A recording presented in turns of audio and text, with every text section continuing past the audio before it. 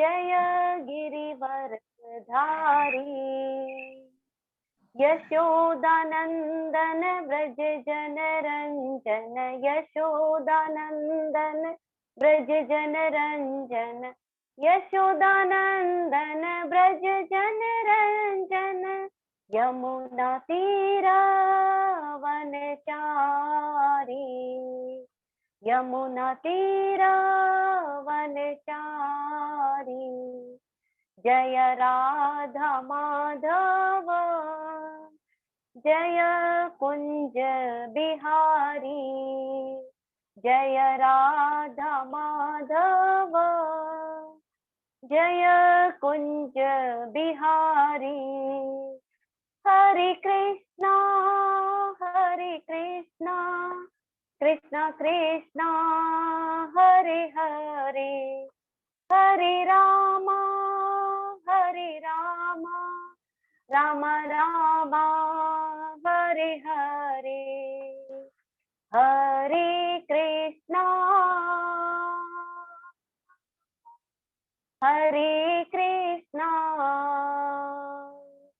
कृष्णा कृष्णा हरे हरे हरे रामा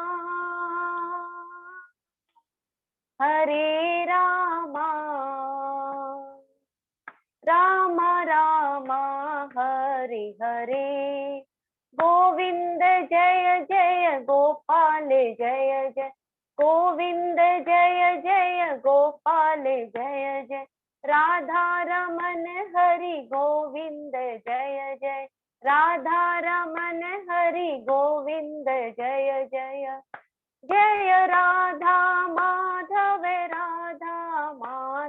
राधे जय राधा केशव राधे जय राधा गोविंद राधे जय राधा श्याम सुंदर राधे जय राधा गिरिधारी राधे जय राधा बांके बिहारी राधे जय राधा कुंज बिहारी राधे जय जगन्नाथ बलदेवा जय सुभद्रा जय पंचतत्व जय पंचतत्व जय पंचतत्व जय जय प्रभुपाद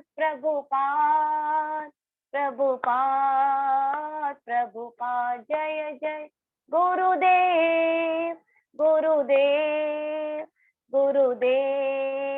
गुरुदेव निताई गौर हरि बोल निताई गौर हरि बोल। संग्राम संकीर्तन की जय, श्रील प्रभुपाद की जय।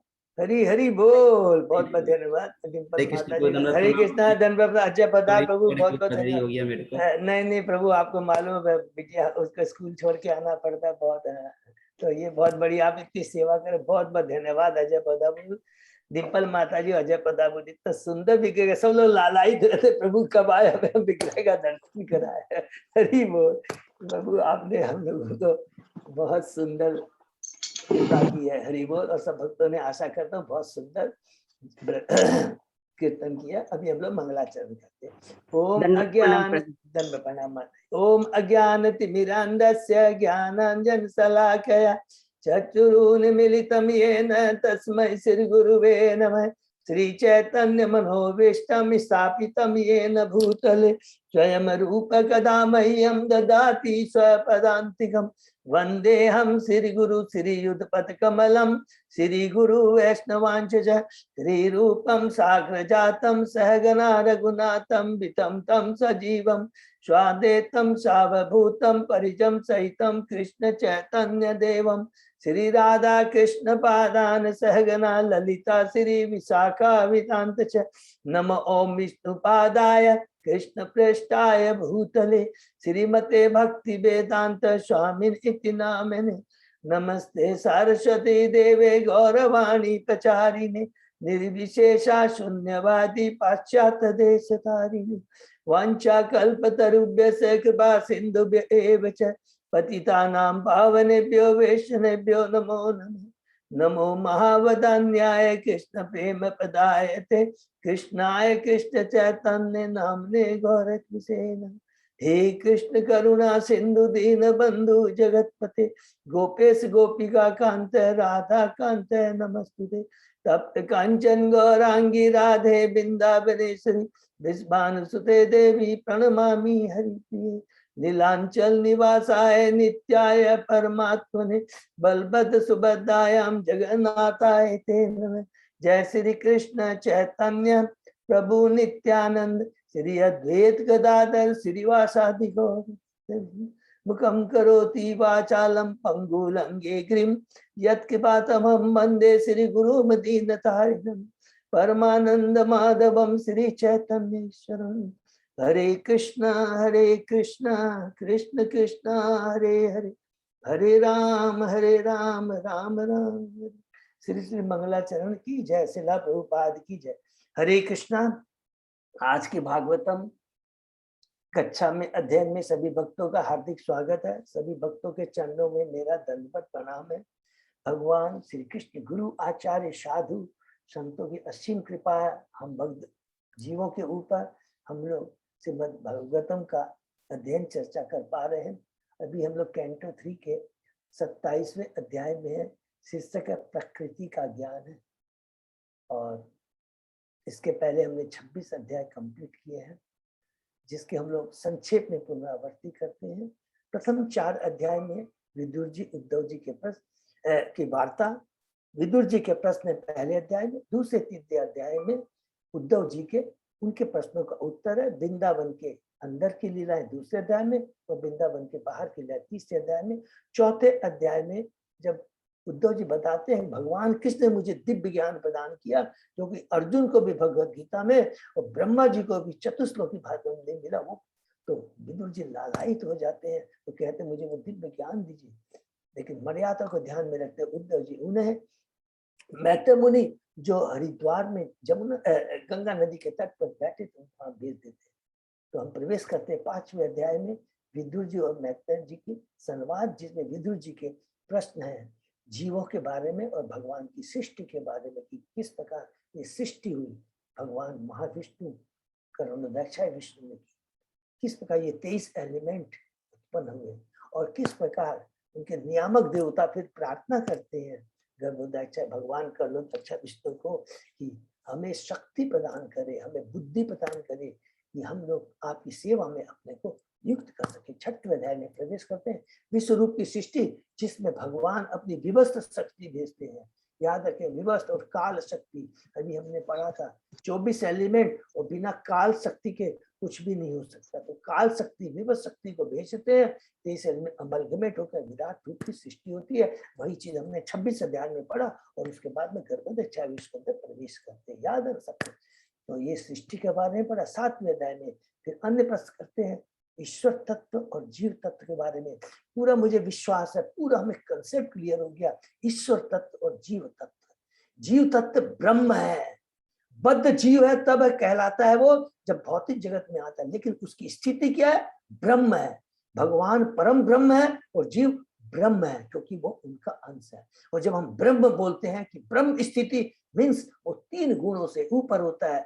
एकदम जिस प्रकार हमने कल एग्जाम्पल दिया कि जैसे अंगूठी गर्त में गिर जाती है उसको निकाल करके साफ कर हरि नाम रूपी कीर्तन से भक्ति से जब उसको साफ कर दिया जाता है तो उसकी वो स्थिति आ जाती है कि एकदम प्योर सोना चमकने लगता है। उसी का वही स्थिति वही स्वरूप जीव का है और फिर वो भगवान की सेवा में अपने को तो वो ब्रह्म है। तो ईश्वर तत्व जीव तत्व के बारे में पूछते हैं 7वें अध्याय में और फिर मनुओं की संतान के बारे में 8वें अध्याय में ब्रह्मा जी के अवतार के बारे में पढ़ा कि किस प्रकार वो गर्भोदय बीच के नाभि से जो कमल निकलता है उससे उत्पन्न होते हैं। 9वें अध्याय में ब्रह्मा जी की स्तुति है भगवान गर्भोदय विष्णु को सृष्टि का जो कार्य दिया है वो अच्छे से कर सकूं, रजोगुण का प्रभाव मेरे पर दिया है। 10वें अध्याय में सृष्टि के विभाग जिसके अंदर में सर्ग और विसर्ग, प्राकृतिक और व्यक्तिगत। 11वें अध्याय में परमाणु से समय काल की गणना, समय की गणना हमने जो पढ़ा, जिसके अंदर में हमने पढ़ा समय के बारे में, मनवंतों के बारे में, युगों के बारे में, कल्प के बारे में, पृथ्वी का पूरा ये यूनिवर्स है, पूरा ये ब्रह्मांड है, इसका क्या साइज है और किस प्रकार एक परत दूसरे परत से 10 गुनी मोटी होती है, ये याद रखिए। 12वें अध्याय में हम प्रवेश करते हैं। ब्रह्मा जी यहाँ से सृष्टि शुरू होती है। पहले 5 अविद्या, उसके बाद में वो चतुष्कुमार, रुद्र, उसके बाद और 10 संतान उत्पन्न कर, जिसमें 9 ऋषि और 1 नारद है, और अंत में एक कपल को उत्पन्न करते हैं, स्वयंभू मनु और सतरूपा। 13वें अध्याय में प्रवेश करते हैं। बराह भगवान का अवतार, लीला, सुंदर लीला है, किस प्रकार श्वेत बराह पृथ्वी का उद्धार करते हैं और किस प्रकार भगवान बराह हिरण्याक्ष को कृपा करते हैं। 14वें अध्याय में हमने पढ़ा दीति के बारे में, कश्यप मुनि के बारे में, कि किस प्रकार दीति कश्यप से वो दीति गर्भ धारण करती है संध्या समय में, गलत समय में, और असुर उनके गर्भ में आते हैं, अपनी गलती का एहसास करते हैं। लेकिन कश्यप मुनि भगवान के भक्त हैं, जानते हैं माया बड़ी प्रबल है। ये सब भगवान के भक्त हैं। हम बच्चियों को शिक्षा देने के लिए कि माया बड़ी प्रबल है और अपने मन और इंद्रियों को वश में करना होता है। और बहुत सिंपल तरीका, अभी भी हम लोग यही पढ़ रहे हैं, इतना सिंपल प्रभुपाद जी, और कहीं नहीं मिल सकता ये ज्ञान, केवल भगवान की भक्ति करके। संध्या समय भगवान की भक्ति के लिए होता है।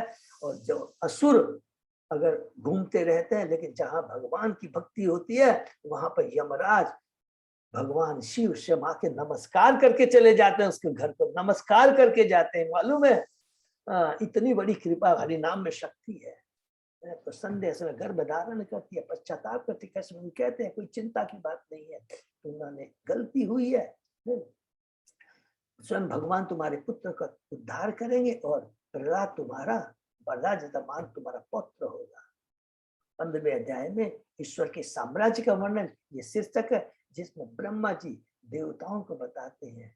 जब देवता बोलते हैं कि पूरा वातावरण भयानक हो गया है, सारे ही शुभ लक्षण दिखाते रहे, तब सारी लीला सुनाते, कहानी नहीं बोलेंगे, क्या बोलेंगे, लीला सुनाते हैं ब्रह्मा जी कि कैसे चारों कुमार वैकुंठ लोक को जाते हैं, द्वारपाल से मिलते हैं, उनको नहीं जाने देते हैं भगवान के पास, तो अभिशाप देते हैं। स्वयं भगवान दौड़ दौड़ के लक्ष्मी जी को लेकर नंगे भाव आते हैं और उनको चतुष्कुमार को दर्शन देते हैं, और भगवान के चरणों में अपनी तुलसी को ग्रहण कर करके भक्त बन जाते हैं, जो कि शुरू में क्या थे, निर्विशवादी थे। और उसके बाद में 16वें अध्याय में हमने पढ़ा कि शीर्षक क्या है, चतुष्कुमारों का द्वारपालों को अभिशाप, ये शीर्षक है कि जिसमें चतुष्कुमार भगवान को ग्लोरीफाई करते हैं और कहते हैं कि आपने एक शिक्षा दी कि वैष्णव के प्रति अपराध नहीं होना चाहिए, और भगवान कहते हैं ये जो सारी लीला है मेरे द्वारा नहीं होती। 17वें अध्याय से 19वें अध्याय में हिरण्याक्ष और भगवान बराह की लीला, बहुत सुंदर लीला है कि जिस पर हिरण्याक्ष का माता अदिति अपने 100 साल गर्भ में रखने के बाद उनको जन्म देती है। पूरा उसके साम्राज्य का वर्णन है, किसका उत्पाद करता है, किस प्रकार वरुण देवता उनके भरा भगवान के पास भेजते हैं। 18वें अध्याय में युद्ध का वर्णन है, बड़ा सुंदर वर्णन, किस प्रकार भगवान अपने ही भक्त से, कभी याद रखेंगे जब बोलेंगे थे, अपने भक्त से युद्ध करते हैं, वो उनका परम भक्त है, याद रखेंगे। हमेशा वो चेतना बनी रहनी चाहिए भगवान की लीला, उसके माध्यम से खाली बताते हैं असुर प्रवृत्ति कैसी होती है, उसका क्या परिणाम होता है।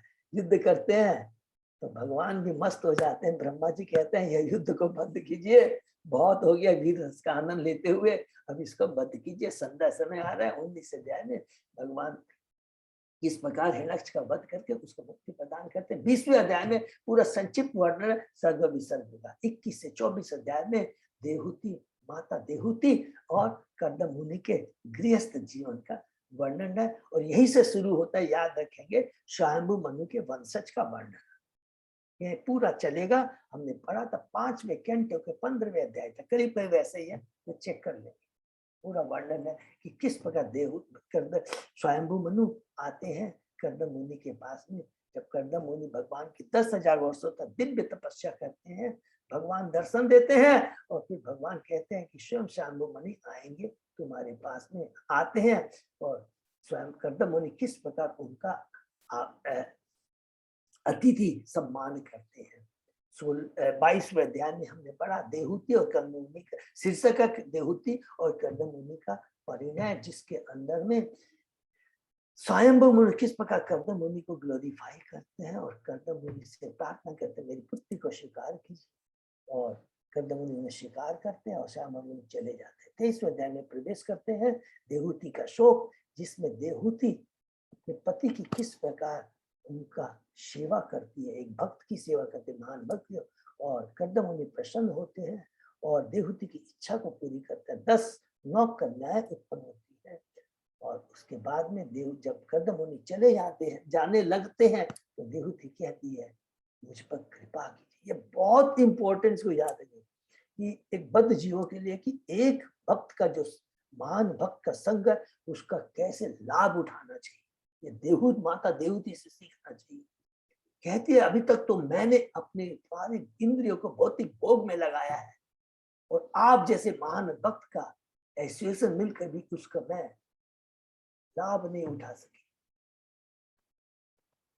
और सुंदर कहते हैं कर्दम मुनि तुम्हें भगवत प्रसाद, भय से मुक्त हो जाओगी, शोक से मुक्त हो जाएगी, स्वयं भगवान कपिल तुम्हारे गर्भ से प्रकट होंगे। बहुत सुंदर वर्णन है। और उधर में 23वें अध्याय में वो कहती है कि अभी तक मैंने अपने भौतिक भोग में अपना जीवन बिता दिया है और वास्तविक तो जीवन तो आत्म साक्षात्कार के लिए है। आत्म साक्षात्कार का मतलब अपने जीवन का सदुपयोग करना, मनुष्य को भगवान की भक्ति करके भौतिक चीजों के प्रति जो आसक्ति है उसको काट करके भगवान के चरणों के प्रति आसक्ति करना। तब 24 अध्याय में प्रवेश करते हैं, जिसमें कर्दम मुनि कहते हैं, बहुत सुंदर कहते हैं देहूति को कि तुमको चिंता नहीं करे, स्वयं भगवान कपिल तुम्हारे गर्भ से प्रकट होंगे। और स्वयं ब्रह्मा जी आकर देवती को कहते हैं तुम्हारी जो संशय है, जो तुम्हारा भ्रम है, उसको भगवान स्वयं अपने ज्ञान रूपी तलवार से, अस्त्र से नष्ट भस्म कर दे भगवान। इसके बाद में कर्दम मुनि किस प्रकार कपिल भगवान से जाते हैं, कहते हैं कि हमारा परम सौभाग्य है आप जैसे, आप इतने भक्त वत्सल है, इसीलिए आपका नाम भक्त वत्सल है कि आप हमारे घर में पुत्र के रूप में जन्म दिए। बहुत सुंदर बात कहते हैं। और फिर भगवान कहते हैं यस, मैंने अपने वचन को पूरा किया है और अपने ज्ञान से साक्ष्य दर्शन का ज्ञान माता देवती को दूंगा, जिससे उसके सारे संशय भ्रम नष्ट हो जाएंगे।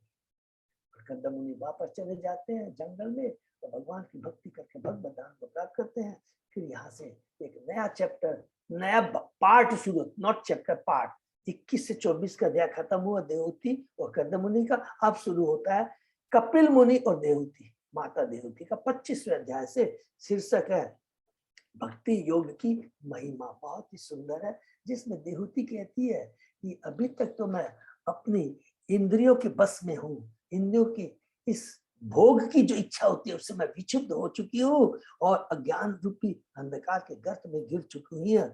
आप ही मेरे दिव्य नेत्र हैं। भगवान कपिल कहते हैं वह ज्ञान जो मैंने बड़े बड़े ऋषियों को दिया तुम्हें दूंगा।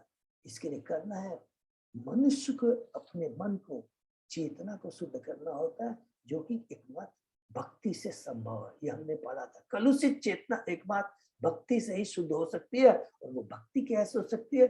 शुद्ध भक्तों का संग करने से ही हो सकती है। फिर देवहूति दूसरा प्रश्न करती है कि मुझे कौन सी भक्ति करनी चाहिए, तो भगवान कपिल कहते हैं तुम्हें भाव भक्ति, तीव्र भक्ति करनी चाहिए। लेकिन जब तक हम लोग भक्ति के उच्च कोटि लेवल पर नहीं पहुंच जाते हैं तो हमें साधना भक्ति, वैधि भक्ति करें, जिसमें भगवान के रूप का दर्शन करना चाहिए, भगवान के विग्रह की पूजा करनी, हरि नाम कीर्तन करना चाहिए। और एक बार हम उस ऐश्वर्य को पाते, भक्ति रूपी ऐश्वर्य को प्राप्त कर लेते, तो काल भी उसे विनष्ट नहीं कर सकता। बहुत ही सुंदर है ये भक्ति योग की महिमा। इसलिए 26 अध्याय में हम प्रवेश करते हैं प्रकृति के मूल सिद्धांत, जिसमें कपिल भगवान स्वयं कहते हैं कि हे माता, मैं तुम्हें परमात्मा की विभिन्न कोटियों के बारे में बताऊंगा। वास्तविक ज्ञान क्या है उसके बारे में बताऊंगा। ज्ञान क्या है कि हम ब्रह्म, जीव क्या है, ब्रह्म है। बद्ध जीव और ब्रह्म, बार बार याद रखें, ब्रह्म है जीव, भगवान का अंश है, शाश्वत अंश है, सच्चिदानंद है, सत्य चित आनंद से पूर्ण है। तो ये बताते, ये ज्ञान है। फिर कहते परमात्मा, परमात्मा तो सदैव, इसका कोई आदि नहीं है, वे सर्वत्र दिखाई पड़ते हैं और स्वयं प्रकाश में कांति से पूर्ण ये सृष्टि का पालन संहार स्वयं करते हैं। भगवान इस भौतिक जगत को अपनी बहिरंग शक्ति से प्राकट्य करते हैं। किसके लिए? जब जीव अपने को भोक्ता मानने की प्रयत्न करता है और जब अपने को वो इस भौतिक जगत को ही कर्म क्षेत्र मान लेता है, फिर देवहूति कहती है, बाद में प्रश्न करती है, मुझे प्रकृति और पुरुष के लक्षण के बारे में बताइए। यहाँ पर फिर प्रकृति के बारे में पूरा हमने पढ़ा कि किस प्रकार प्रधान महतत्व मिथ्या अहंकार से सतोगुण में होता है, रजोगुण में तमोगुण होता है, किस प्रकार ये एलिमेंट उत्पन्न होते हैं और ये किसके थ्रू होता है, काल के थ्रू होता है। सबको क्लियर है। 24 एलिमेंट, 25वां काल, 26वां परमात्मा, 27वां महतत्व, 28वां प्रधान पाते हैं। और अंत में कहते हैं कि उस जब विराट रूप की उत्पत्ति होती है, हमने 5वें अध्याय में भी पढ़ा था, कैंटो 2 के, बहुत याद है, उसमें बहुत डिटेल में बहुत चीज लिखी है कि किस प्रकार 1000 वर्षों तक वो जो अब 23 गवर्नमेंट होते हैं, तब एक विराट रूप होता है, विराट रूप की सृष्टि होती है।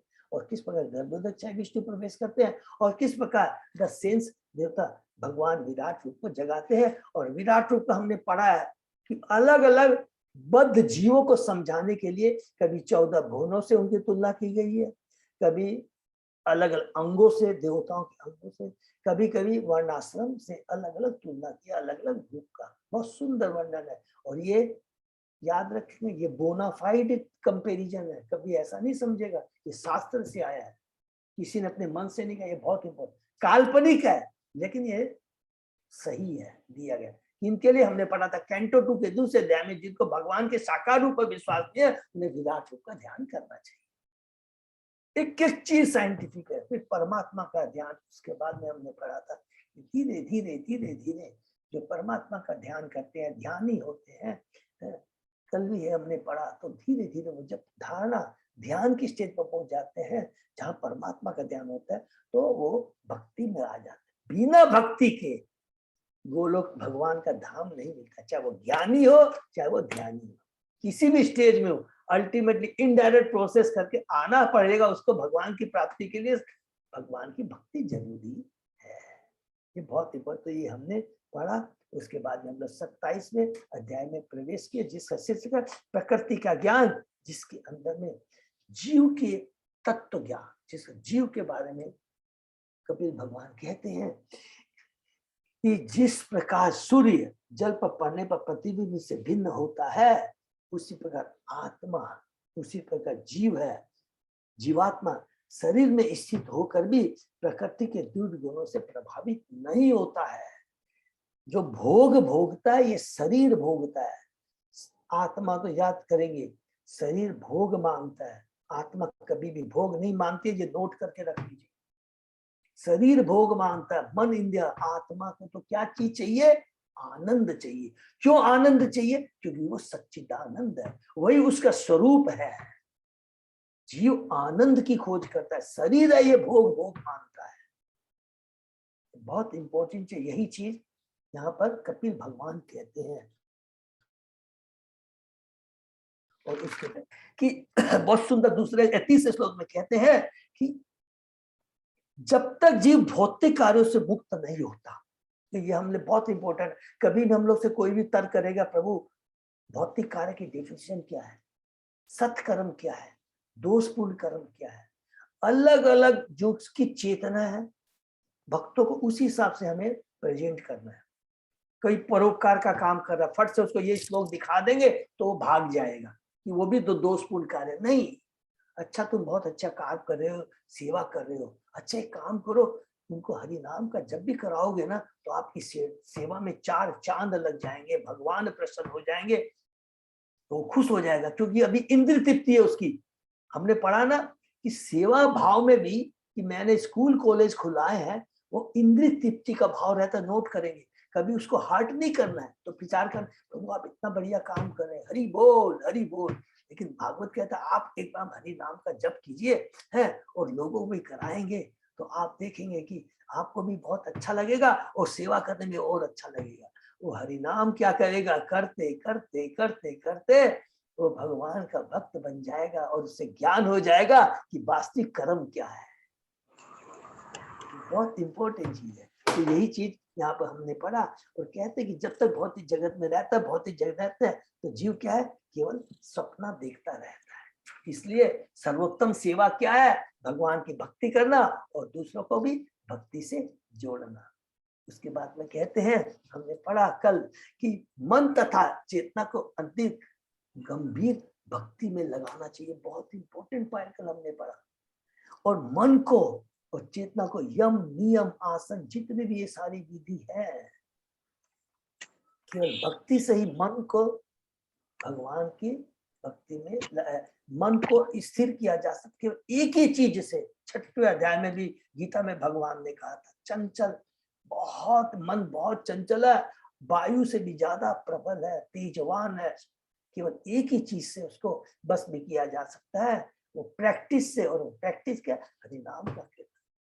ये हमने पढ़ा। फिर हमने पढ़ा कि फिर कहते हैं योग पत्ति के संयम आदि विधियों से अभ्यास द्वारा श्रद्धालु बनना चाहिए। हरि बोल।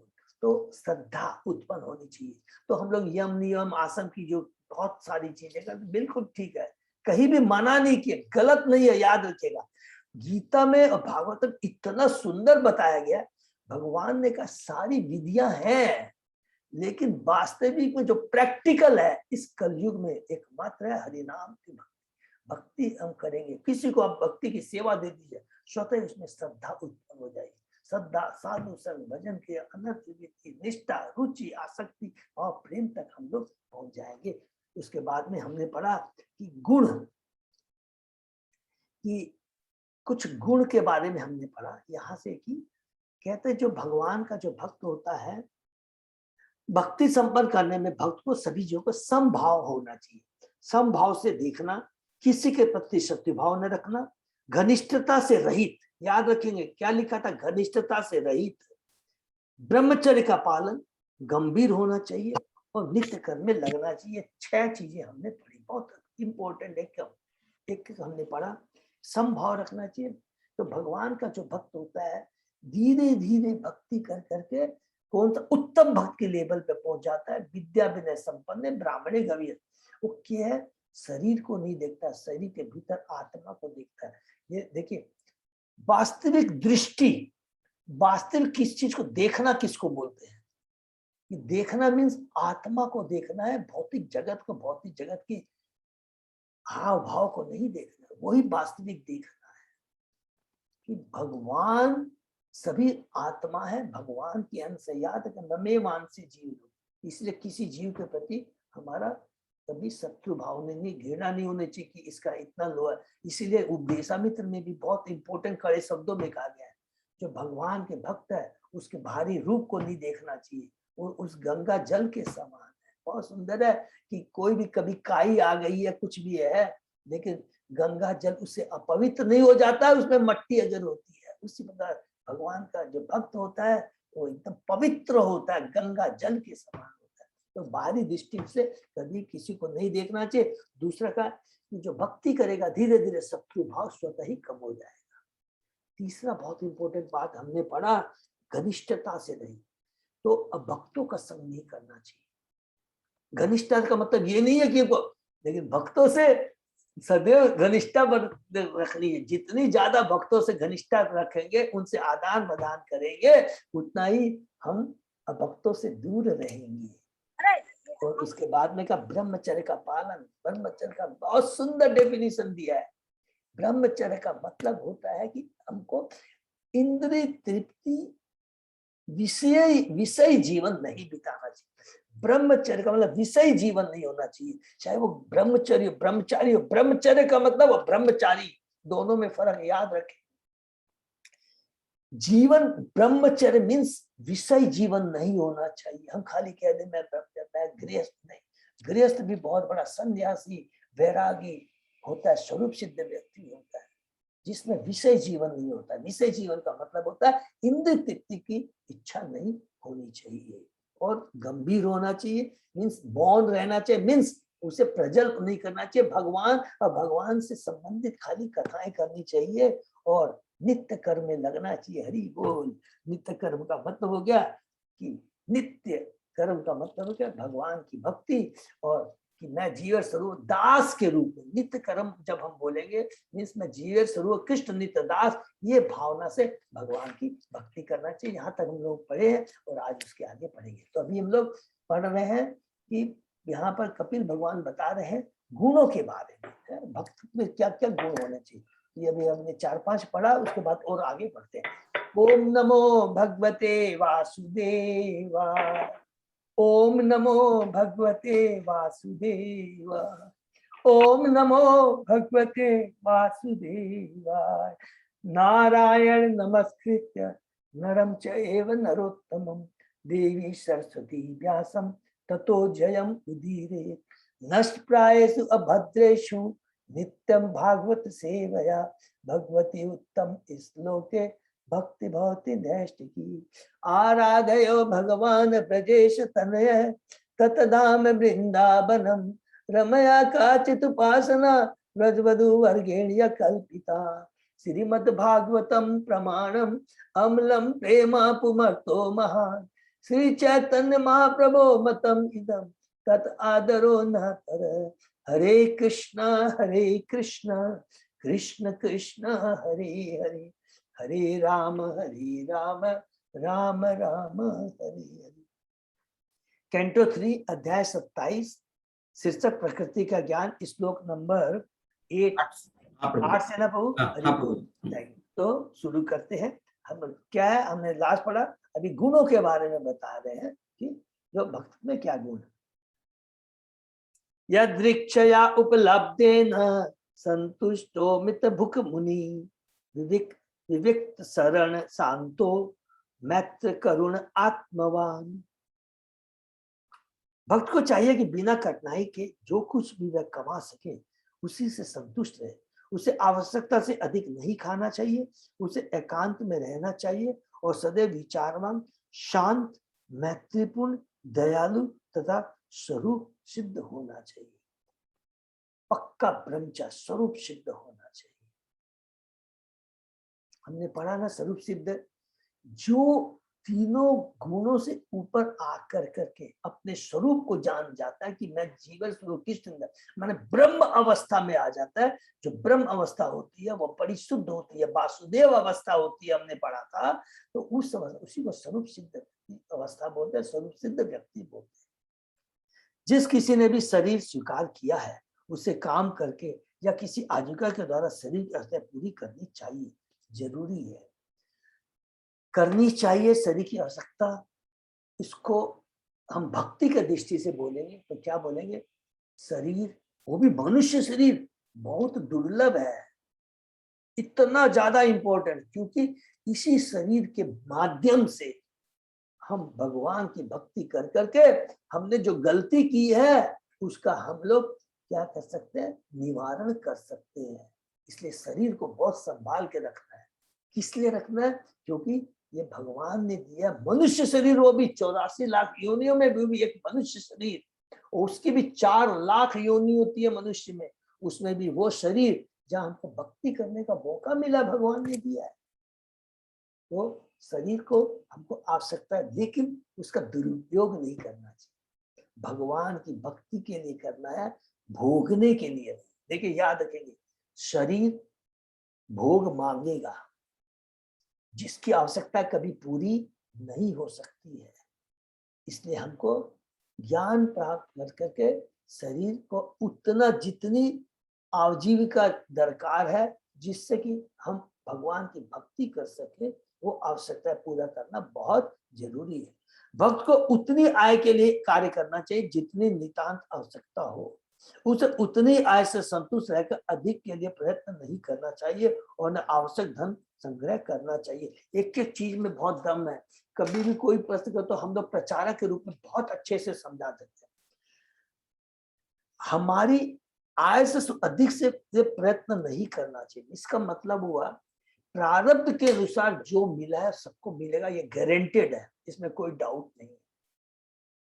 तो मनुष्य योनि आत्म साक्षात्कार के लिए है और दूसरों को देख कर करके कंपटीशन में आकर करके कि उसने इतना कमाया तो मैं भी कहूँ तो नहीं होगा। उससे हमारी चेतना, क्योंकि ये रजोगुण का प्रभाव है, हमने पढ़ा है, वो हमारी चेतना को कलुषित कर देता है। इसलिए ब्रह्मा जी ने भी ये बात कही थी कि रजोगुण बहुत डेंजरस होता है। ये जब ज्ञान प्राप्त कर करके हम जीवन में कार्य करेंगे तो ठीक है, प्रयत्न करना है। तो हमको जो आता है धन संग्रह नहीं करना। दूसरा आया आना कमाई, दूसरा धन संग्रह। धन संग्रह की परिभाषा ये है कि धन का सदुपयोग होना चाहिए। अपनी इंद्रिय तृप्ति, भगवान ने करोड़ों रुपए दे, बहुत खुशी की बात है, क्योंकि जिसके भाग में लिखा 100% आएगा, लिख के रख लीजिए। ये भागवत और शास्त्र का वर्णन है, क्योंकि हमने पढ़ा है कि ये जीवन पहला जीवन नहीं है।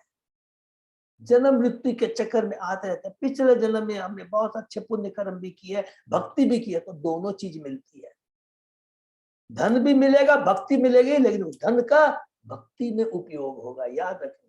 और पुण्य कर्म करेंगे, भक्ति नहीं की है तो धन मिलेगा, लेकिन वो क्या रहेगा, बहुत असुरक्षित होगा, क्योंकि भगवान की भक्ति में नहीं लगता है तो वो बच्चे उसे बिगड़ सकते हैं, गलत यूज हो जाएगा। तो एक एक चीज को कंसेप्ट करना है कि पुण्य कर्म से हरे कृष्णा प्रभु जी।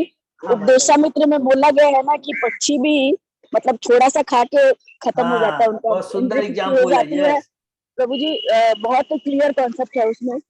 उसमें माता जी इंदिरा माता ने बताया उपदेशामित्र में कि एक सड़क पर अगर आप एक बोरा चावल को गिरा दो तो पक्षी आएगा, वो उतना ही लेगा जितनी उसकी चोंच में आता है, जितनी उसकी आवश्यकता है। मनुष्य आएगा, अपनी जेब में भरेगा करेगा, उसके बाद में संतुष्ट नहीं तो पूरा बोरा ही उठा के ले जाएगा। तो ये मनुष्य तो सदैव धन संग्रह करना चाहिए। मीन्स धन होना खराब नहीं है, धन का सदुपयोग किससे होना चाहिए ये जानना बहुत जरूरी है। बद्ध अवस्था में जिस मनुष्य के पास धन नहीं होता, वह सदैव अधिकार प्राप्त करने के उद्देश्य से धन कमाने के कठिन श्रम करता देखा जाता है।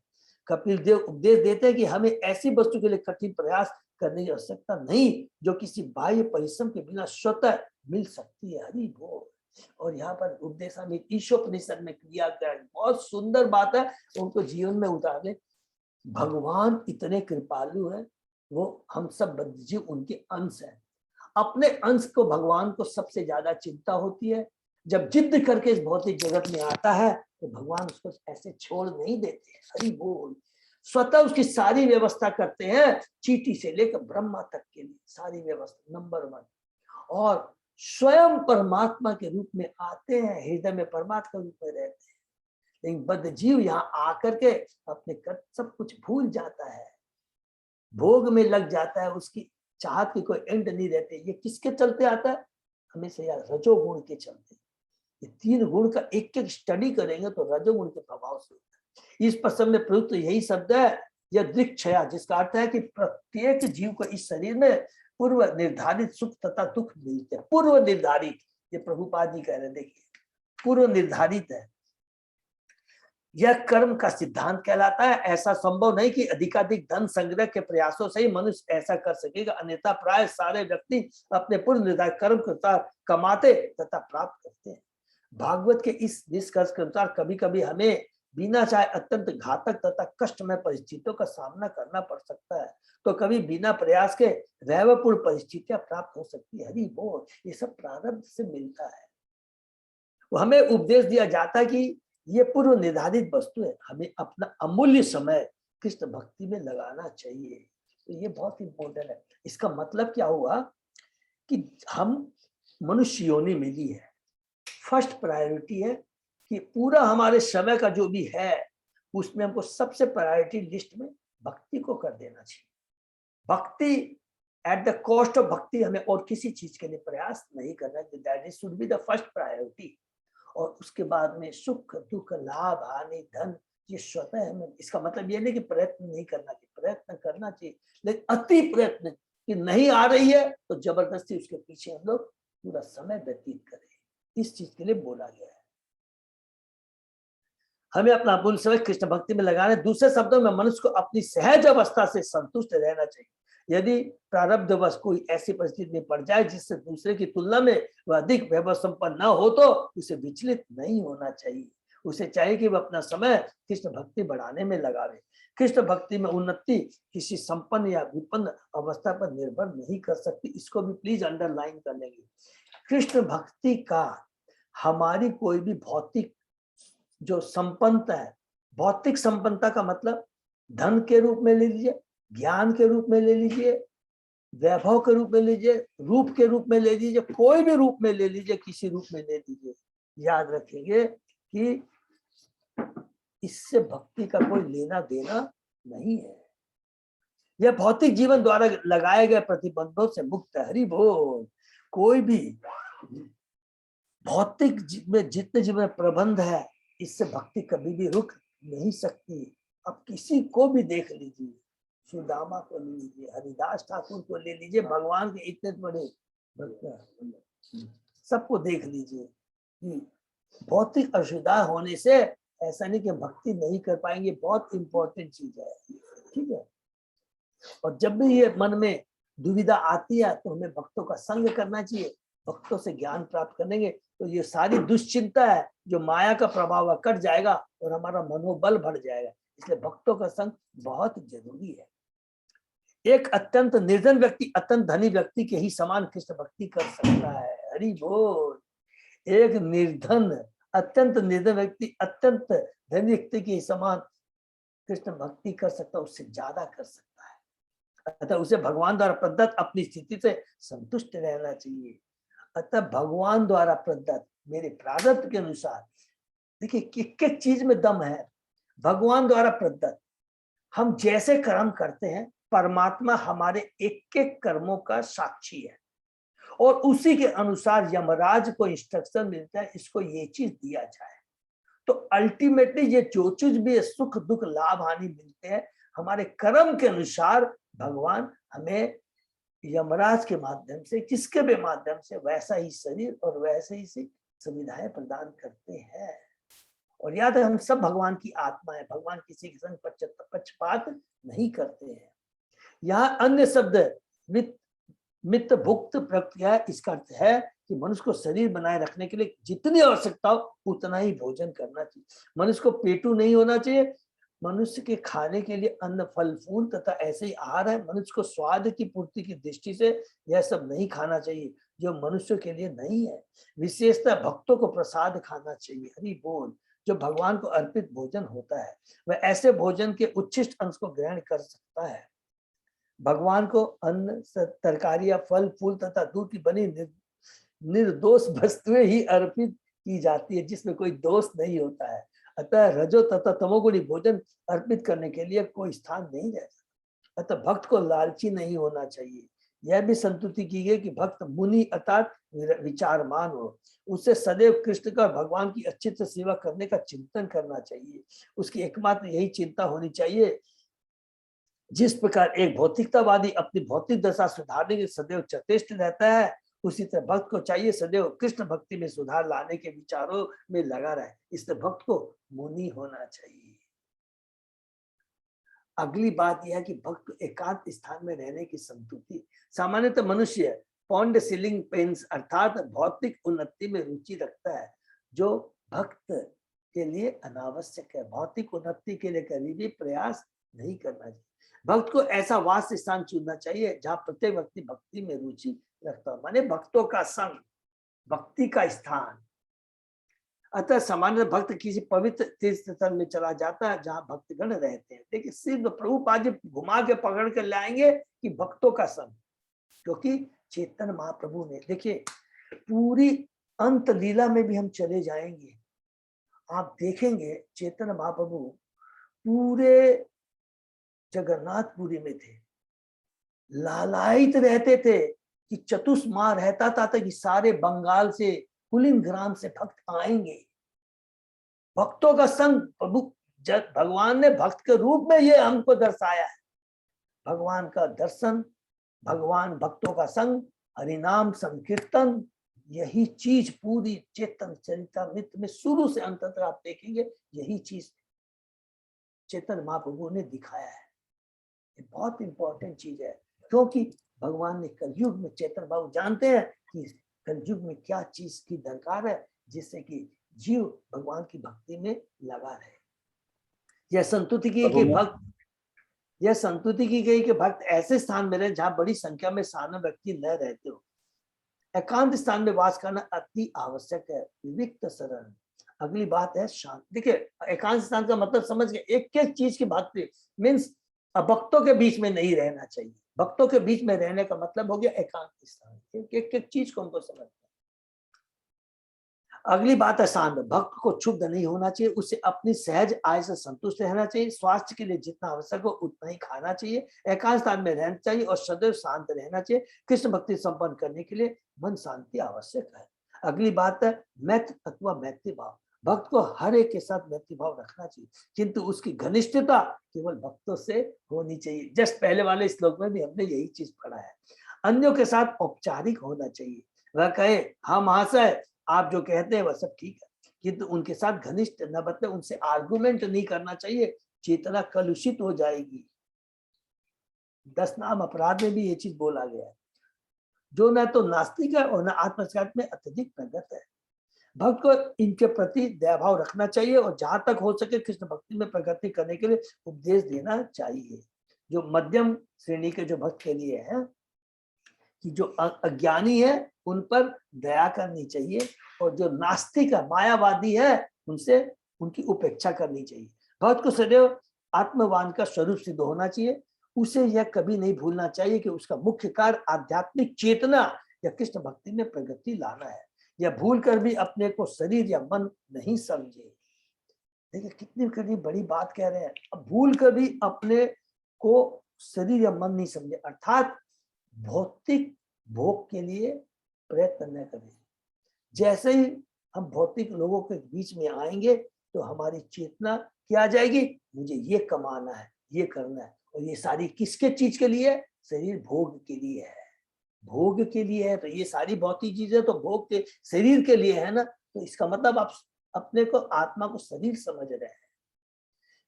ज्ञान अलग हो गया और प्रैक्टिकल एप्लीकेशन अलग चीज हो गया। आपको ज्ञान है लेकिन हम अपने जीवन में नहीं उतार रहे हैं, इसका मतलब भी यही हो गया कि हम अपने को शरीर समझ रहे हैं। खाली बोलने से नहीं होगा कि मैं ज्ञानी हूं, जीवन में उतारना है, तभी कहलाएंगे कि यस आपको समझ में आ गया कि हम शरीर नहीं, हम आत्मा है। आत्मा करता शरीर अथवा मन, किंतु यहाँ आत्मवान का विशेष अर्थ है कि मनुष्य को अपने वश में होना चाहिए। हरि बोल, खाली ज्ञान से नहीं जीवन में उतारना चाहिए। उसे सदैव इस शुद्ध चेतना रहना चाहिए कि वह शरीर या मन न होकर आत्मा है, अर्थात अपने कार्य में उसको ये दिखाना पड़ेगा कि मैं शरीर नहीं, मैं आत्मा हूँ। इससे वह विश्वास पूर्वक कृष्ण भक्ति में प्रगति कर सकेगा। हरि बोल, ये बहुत इंपॉर्टेंट प्रभुपाद जी यहाँ बताते हैं। नेक्स्ट, न अनुबंधे च देहे अस्मिन् अकुर्वन् असत् आग्रहं ज्ञानेन तत्त्वेन प्रकृते पुरुषस्य च। आत्मा तथा पदार्थ के ज्ञान द्वारा मनुष्य को देखने की शक्ति बढ़ानी चाहिए। हरि बोल, उसे व्यर्थ ही अपनी पहचान शरीर से नहीं करनी चाहिए, अन्यथा वह शारीरिक संबंधों से अनुरक्त हो जाएगा। बद्धजीव अपने को शरीर समझकर शरीर को मैं मान लेता है और शरीर से संबंध रखने वाली किसी भी वस्तु को मेरी संस्कृति में इसे अहम ममता कहते हैं। माँ मेरा वाली भावना जो कि देहूती कहती है, पहला क्वेश्चन उनका यही रहता है देहूती का, मैं और मेरी की जो दुश्चिंता कलुषित चेतना से मैं ग्रसित हो चुकी हुई हूँ, अज्ञानता के अंधकार में गिर चुकी हुई हूँ, आप ही मेरी दिव्य दृष्टि है, मुझ पर कृपा करे, यही देवती कहती है कपिल भगवान। और यह समस्त बद्ध जीव का मूल कारण है। मनुष्य को चाहिए कि वस्तुओं को पदार्थ तथा आत्मा का संयोग माने, उसे पदार्थ की प्रकृति तथा आत्मा की प्रकृति में अंतर करना चाहिए और उसकी असली पहचान पदार्थ के साथ होकर आत्मा के साथ होगी। प्लीज इसको अंडरलाइन कर लेंगे कि असली पहचान की है प्रकृति, जो भौतिक जगत है, और ये शरीर, जिससे शरीर ये भौतिक ये प्रकृति ने दिया है, और मैं कौन हूं, मैं भगवान का अंश हूं, दोनों का क्या अंतर, इसको जानना चाहिए, ये बहुत जरूरी है। इस ज्ञान से उसे भ्रांत देहात्म बुद्धि से बचना चाहिए। तो इससे देहात्म बुद्धि का मतलब हो गया जी, हम लोग जो तीन बद्ध है में बचना है। निवृत्त बुद्धि अवस्थानो दूरीभूत अन्य दर्शन उपलब्ध आत्मानाम चक्षुषा इव अकर्म आत्मधृक। मनुष्य को भौतिक चेतना की अवस्थाओं से परे दिव्य स्थिति में रहना चाहिए और अन्य समस्त जीवन बोधों से विलग रहना चाहिए। दिव्य स्थिति का मतलब हो गया, हम लोग ने पढ़ा है कि ब्रह्म स्थिति में होना चाहिए। ब्रह्म स्थिति का मतलब है कि मैं शरीर नहीं, जीवन स्वरूप और कृष्ण नित्य दास, वो दिव्य स्थिति में होना चाहिए और अन्य समस्त जीवन बोधों से विलग रहना चाहिए। इस प्रकार अहंकार से मुक्त होकर उसे अपने आप को उसी तरह देखना चाहिए जिस प्रकार आकाश में सूर्य को देखता है। हरि बोल। इस पर अहंकार से मुक्त होकर, मिथ्या अहंकार से मुक्त होकर, महत्व देखिए, वासुदेव चेतना हमारी होनी चाहिए। मिथ्या अहंकार से जैसे ही टच में आते हैं हमारी चेतना कलुषित हो जाती है, सत्वगुण रजोगुण, जो कि हमने पढ़ा है। तो बहुत इंपॉर्टेंट, इसी को बार बार याद भी करेंगे तो हमारे को चेतना सही बनी रहेगी। जिस प्रकार वह आकाश में सूर्य को देखता है। भौतिक जीवन बोध के अधीन चेतना तीन अवस्थाओं में कार्य करती है। जब हम जागृत रहते हैं तो चेतना एक विशेष प्रकार से कार्य करती है, जब सुप्त रहते हैं तो दूसरे प्रकार से कार्य करती है, और जब प्रगाढ़ निद्रा में, कड़ी निद्रा में सोते हैं तो चेतना एक अन्य ढंग से कार्य करती है। कृष्ण भावुक होने के लिए मनुष्य को चेतना की इन अवस्थाओं से परे जाना होता है। पूरा ऊपर हमारी वर्तमान चेतना को श्री भगवान कृष्ण की चेतना भक्ति के अतिरिक्त अन्य समस्त जीवन बोधों से मुक्त होना चाहिए।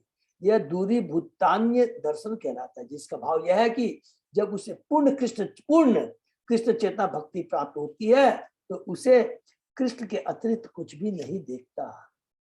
यही वास्तविक दर्शन है, देखना। चेतन चेतना में कहा गया कि पूर्ण भक्त अनेक चर तथा अचर पदार्थ देखता है, किंतु उन सबों में वह कृष्ण की शक्ति को कार्यशील पाता है। जो ही वह कृष्ण की शक्ति का स्मरण करता है तो उसे कृष्ण का साकार रूप याद हो जाता है। अतः वह सारे अवलोकनों में कृष्ण को ही देखता है। अर्थात कितनी सिंपल चीज है, बहुत सुंदर चीज होती है। जब भी हम भगवान की भक्ति करेंगे, प्रत्येक चीज तो हमको याद क्या आएगी, चर या अचर, किसी को भी देखते हैं तो ये क्या है, भगवान की सृष्टि है। और हम लोगों ने पूरा डिटेल में पढ़ा है विराट रूप के अंदर में एक एक चीज के बारे में, ये सब ये भगवान की सृष्टि है, भगवान के बिना, अर्थात भगवान की सृष्टि है तो इसके पीछे भगवान का हाथ है, तो भगवान ही सब कुछ है। अर्थात हर चीज को देख करके उसको किसकी याद आनी चाहिए, कृष्ण की याद आनी चाहिए। अरे ये तो कृष्ण की शक्ति है। ब्रह्म संहिता में कहा गया कि जब मनुष्य की आंखों में कृष्ण प्रेम का कंजल लगा रहता है, प्रेमांजन अचुरित, तो उसे सदा भीतर बाहर श्री कृष्ण के दर्शन होते हैं। यहाँ पर उसकी पुष्टि होती है। मनुष्य अन्य सभी भावों से मुक्त रहना चाहिए, तभी वह झूठे अहंकार से मुक्त होकर अपने को भगवान के शाश्वत रूप में देखता है। तो झूठा अहंकार क्या है कि I am the controller, I am the enjoyer, I am the proprietor. और सत्ता अहंकार क्या है, जीवन स्वरूप, मैं कृष्ण का दास हूं, ये वास्तविक अहंकार है। और मिथ्या अहंकार क्या, I am the controller, I am the proprietor, I am the enjoyer. चक्षु से वारकम, जिस प्रकार हम सूर्य को बिना संदेह के देख सकते हैं, उसी तरह जो कृष्ण भक्ति में सिद्धार्थ हो चुका है वह कृष्ण तथा उनकी शक्ति का दर्शन करता है। इस भावभूमि में वह आत्मधिक अर्थात स्वरूप सिद्ध हो जाता है। जब आत्मा के साथ शरीर की पहचान का अहंकार दूर हो जाता है तो वास्तविक दृष्टि है, उसकी वास्तविक चीज देख पा रहा है। अतः इंद्रियां भी शुद्ध हो जाती है। इंद्रियों के शुद्ध होने पर ही भगवान की असली सेवा प्रारंभ होती है। मनुष्य को चाहिए कि इंद्रियों के कार्यों को बंद न करे। देखिए ये प्लीज बहुत इंपॉर्टेंट चीज है। मनुष्य को चाहिए कि इंद्रियों के कार्य को बंद न करे, अपितु शरीर के अहंकार को दूर करे। जब इंद्रिया स्वतः शुद्ध हो जाती है और शुद्ध इंद्रियों से ही वास्तव में भक्ति माने इंद्रियों का अपने को अपनी इंद्रिय तृप्ति में न लगा के भगवान की सेवा में लगाना है। सिंपल चीज यही है। मुक्तलिंगम सत आभासम असति प्रतिपद्यते शतो बंधुम असत चक्षु सर्व अनुस्यूतम अद्वयम। मुक्त जीव को उस परमेश्वर का साक्षात्कार होता है जो दिव्य है और अहंकार में भी प्रतिबिंब के रूप में प्रकट होता है। वे भौतिक कारण के आधार है तथा प्रत्येक वस्तु में प्रवेश करने वाले, वे अद्वितीय है और माया के नेत्र है। कितनी सुंदर सुंदर बात है। मुक्त जीव को उस परमेश्वर का साक्षात्कार, और क्या है, सर्व कारण कारण कृष्ण है। उस परमेश्वर का साक्षात्कार होता है जो दिव्य, भगवान दिव्य है। शुद्ध भक्त को प्रत्येक भौतिक वस्तु में भगवान की उपस्थिति दिख सकती है। वे इनमें मात्र प्रतिबिंब रूप में विद्यमान रहते हैं, उससे लिप्त नहीं होते हैं। भगवान उससे लिप्त नहीं होते हैं। ईश्वर तत्व, देखिए जीव तत्व एक एक चीज पढ़ते हैं, ईश्वर तत्व के बारे में बता रहा है, परमात्मा के बारे में बता रहा है, एक एक चीज को लोग, भगवान की ये शक्तियां है। भगवान कभी शक्ति के आश्रित नहीं होते हैं। बद्ध जीव शक्ति है, वो बंध जाता है, लेकिन भगवान शक्तिमान है। याद रखेंगे, वो शक्तिमान है। कभी भी शक्तिमान शक्ति से प्रभावित नहीं होता, बल्कि शक्तियां शक्तिमान के आश्रय में रहती है। वे इनमें मात्र प्रति रूप में विद्यमान रहते हैं, किंतु शुद्ध भक्त अनुभव करता है कि मोह के अंधकार में ईश्वर एकमात्र आधार रूप प्रकाश होता है। भगवद गीता में पुष्टि की गई भौतिक जगत की पृष्ठभूमि श्री कृष्ण है, और ब्रह्म संहिता में भी इसकी पुष्टि है कि श्री कृष्ण ही समस्त कारणों के कारण, जो अभी हमने पढ़ा, सर्व कारण कारण। ब्रह्म संहिता में कहा गया कि परमेश्वर अपने अंश या पूर्ण विस्तार से न केवल इस ब्रह्मांड में और प्रत्येक ब्रह्मांड में, अपितु हर परमाणु में उपस्थित है। किस रूप में? परमात्मा के रूप में है, यद्यपि वे अद्वितीय है। इस श्लोक में प्रत्युत अद्वयम सब बताता है, यद्यपि भगवान का प्रतिनिधित्व परमाणु सहित प्रत्येक वस्तु में है, किंतु वे अविभाज्य हैं। प्रत्येक वस्तु में उनकी उपस्थिति का वर्णन अगले श्लोक में हुआ है। कि बहुत लोग होते हैं ना, अरे भगवान तो इसमें आ गए तो वो अपना रूप खत्म हो गया। नहीं, भगवान अच्युत है, अपनी ओरिजिनल पोजीशन को रहकर गोलोक धाम में भगवान हैं, रहते हुए परमात्मा के रूप में, जीवों के रूप में, पूरे ब्रह्मांड में गर्भोदक्षाई विष्णु एक एक जगह वो विद्यमान रहते हैं। क्योंकि हमने पढ़ा है, बहुत कंसेप्ट क्लियर है, कृष्ण की एक्सपांसन, भगवान अपने अंश स्वांश के रूप में सब जगह रहते हैं, लेकिन अपनी जो ओरिजिनल पोजीशन है वो विद्यमान रखते हैं। ये बहुत सुंदर है। यहाँ पर ईश्वर कृष्ण बाबू, हाँ प्रभु, परमाणु में तो शक्ति का हिसाब में रहेंगे ना, परमात्मा को। यस प्रभु, क्या चीज? परमात्मा में तो भगवान शक्ति का प्रकाश में रहेंगे ना, उधर तो माने ये नहीं रहेगा ना, खुद नहीं रहेगा, अपने अंश के रूप में प्रभु ना, शक्ति का रहेगा ना प्रभु। आप परमाणु में भगवान का शक्ति रहेगा, भगवान नहीं रहेगा। परमाणु में भगवान का शक्ति नहीं रहेगा, शक्ति रहेगा, भगवान का शक्ति रहेगा, भगवान खुद नहीं रहेगा। माने परमात्मा के रूप में रहेंगे प्रभु? नहीं, एक्चुअली परमाणु में तो शक्ति रहेगा ना, जो उसका जो अग्नि जल वायु उसका हिसाब से कुछ रहेंगे। अच्छा, और उस हिसाब से ओके ओके, अच्छा समझ गए, ठीक है। इसमें देखिए भगवान ये लिखते हैं कि मैं प्रत्येक परमाणु में स्थित हूं परमात्मा के रूप में, प्रत्येक जीव में मैं विद्यमान हूं, ये भगवान कहते हैं। उसका अर्थ क्या हुआ प्रभु?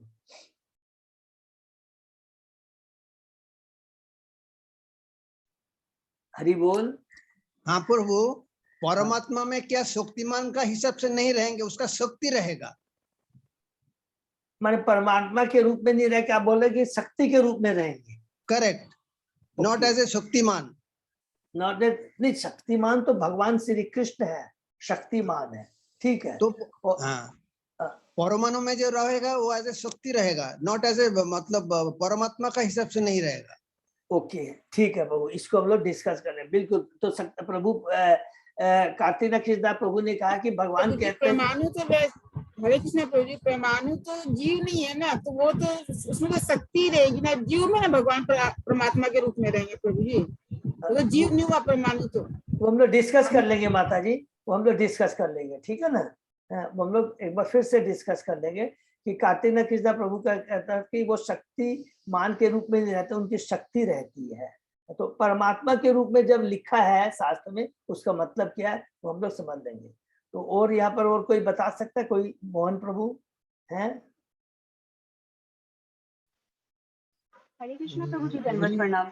धन्यवाद प्रणाम। प्रभु जी, वो अच्छा, लिखा मोहन। इतना मुझे याद आ रहा है कि he is everywhere as super soul including within the atom, ऐसा कुछ मैंने पढ़ा है, मैं फिर हाँ, तो फिर देखना पड़ेगा। वही चीज लिखा हुआ है, लेकिन कार्तिकनाथ प्रभु का मतलब है कि वो परमाणु के रूप में, तो परमात्मा के रूप में यहाँ सब जगह यही लिखा है, लेकिन कार्तिकनाथ प्रभु का मतलब है कि वो परमाणु में परमात्मा के रूप में रहते हैं, लेकिन परमात्मा की शक्ति के रूप में रहते हैं। वो हम डिस्कस कर लेंगे। पढ़ प्रभु लिया जी जा यहाँ सकता है पर प्रभु, ये इसको पढ़ लेके जैसे देख सकते हैं प्रभु प्रभु। ऊट में हम लोग सोचेंगे परमात्मा है, तो लोग ऐसे क्या शक्ति रहेंगे ना। क्या चीज प्रभु? यहाँ पर देखा? प्रभु काठ अचिंत में, भेदा काठ भेद ऊट वाला। में। हरी बोल। एक प्रभु एक एक, हाँ क्या बोले ये सोनी माता जी? हाँ प्रभु जी यहाँ पर अचिंत भेदा भेद वाला बात आता है थोड़ा, क्योंकि भगवान परमात्मा रूप में है, लेकिन उनकी शक्ति है सारे परमाणु में। मैंने भी जितने भी भौतिक तत्व है उसमें भगवान अपनी शक्ति के रूप में रहते हैं, मैंने ऐसा पढ़ा है। ओके, तो शक्ति के रूप में रहते हैं, और एक जगह जैसे लिखा परमात्मा के रूप में परमात्मा के रूप में सदैव विद्यमान रहते हैं। तो आपका बोलने में मतलब परमात्मा अपनी शक्ति के रूप में रहते हैं, राइट? ये बोलिए माता जी। अचिंत भेदा भेद, भगवान है भी और उनकी शक्ति भी, भगवान नहीं भी है। अचिंत भेदा भेद वाला जो बात है ना प्रभु, वो आ सकता है। ओके, अचिंत भेदा भेद का मतलब हो गया। सोनी माता ने बहुत सुंदर बात कही है, कार्तिक दास ने बहुत बढ़िया बात कही है, और मोहनदास प्रभु भी बोले। तो उनका बोलने का मतलब क्या, बहुत ध्यान से सुनेंगे। अचिंत कहते हैं कि भगवान कहते हैं कि जो भी चीजें, सूर्य की रोशनी है, तो आगे हम बोलेंगे क्या ये सूर्य है क्या? अचिंत भेदा भेद, तो ये वास्तव में सूर्य नहीं है, लेकिन सूर्य की शक्ति है। तो शक्ति और शक्तिमान, अर्थात माने वो है और नहीं भी है। तो अचिंत भेदावाद ये सोनी माता जी कह रही है, और यही कार्तिक कृष्णा प्रभु कह रहे हैं। हरे कृष्णा प्रभु, हर एक चीज हाँ। है, जिधर वो चेतन है उधर परमात्मा रहेंगे, लेकिन जड़ है उधर शक्ति रहेगा। उधर शक्ति रहे। हरि बोल। तो वो शक्ति के रूप में परमात्मा रहते हैं, ये बता रहे। हरि बोल। धन्यवाद प्रभु।